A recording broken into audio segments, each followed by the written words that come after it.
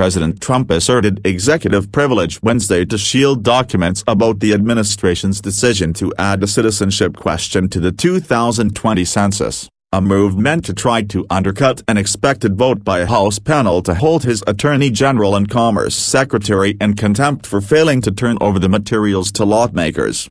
A day earlier, the Justice Department had warned the House Oversight Committee that if it moved toward holding Attorney General William P. Barr in contempt, he would ask Trump to assert privilege to protect the materials. The committee, though, rejected his offer, and was preparing to vote Wednesday on a contempt finding when Trump followed through on Barr's threat.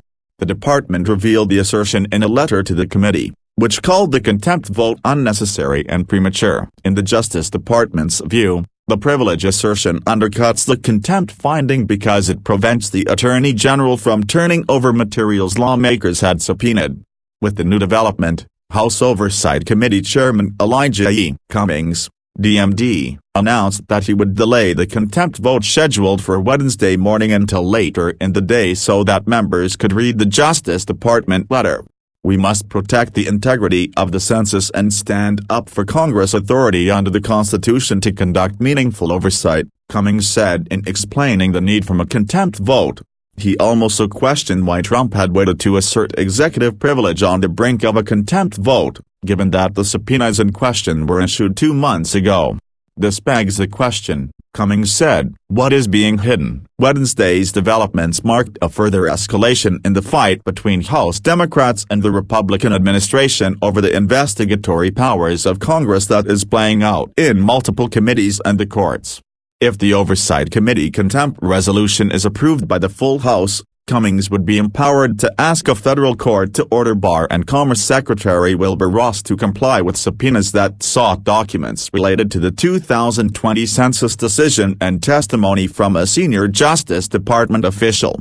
It's also possible that Democratic lawmakers in the Justice Department could still work out a deal before any court ruling. The Justice Department and the Oversight Committee are essentially on the same trajectory as the department and the House Judiciary Committee were last month, when the Judiciary Committee voted to hold Barr in contempt for failing to turn over materials related to former Special Counsel Robert S. Mueller III's probe. In that case, though, the Judiciary Committee and the Justice Department later worked out a compromise. That contempt process is in abeyance, though Democrats have taken steps to make sure they have the ability to sue the department in court.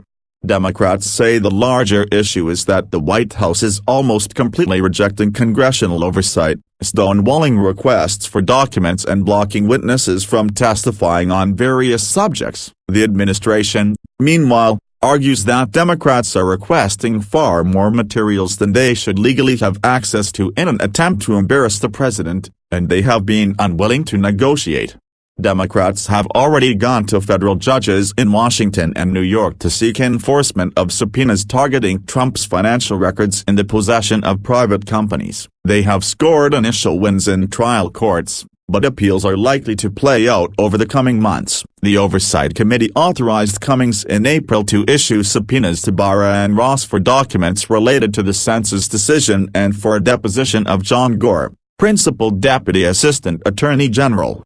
But the Justice Department said it would not comply with the subpoena for Gore to testify. In a letter last week to Barr, Cummings cited the Attorney General's unprecedented order to Gore to defy the subpoena as part of the reason for the contempt votes.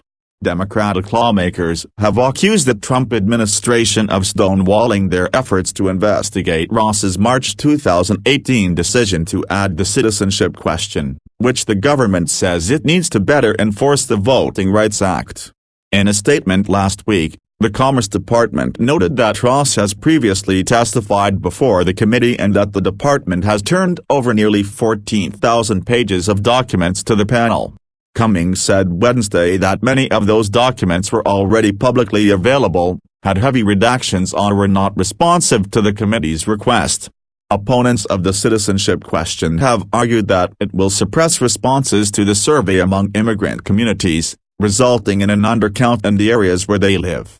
The population count from the decennial census is used to allocate $800 billion a year in federal funding and determine congressional representation and redistricting. A key issue in the challenges to the citizenship question is how it came to be added. Ross originally told Congress that his decision to add it came solely in response to a December 2017 request from the Justice Department, but lawsuits later produced emails showing that Ross, who oversees the Census Bureau, had been pushing for the question for months before that. On Wednesday, Cummings said evidence showed that Ross was pushing for the addition of the question at the urging of the White House. In March of this year, Democrats on the Oversight Committee grilled Ross about the citizenship extensively, with several asking whether he had lied under oath, and one demanding his resignation. The committee also met with Gore that month on the matter, but Cummings said he refused to answer more than 150 questions, citing ongoing litigation. 3 federal judges have struck down the census question, saying Ross's actions in adding it were in violation of the Administrative Procedure Act. The Supreme Court heard the case April 23. Evidence in the case concluded with oral arguments that day, and it appeared that the conservative majority seemed inclined to agree with the government that the decision to add the question was within the authority of the Commerce Secretary.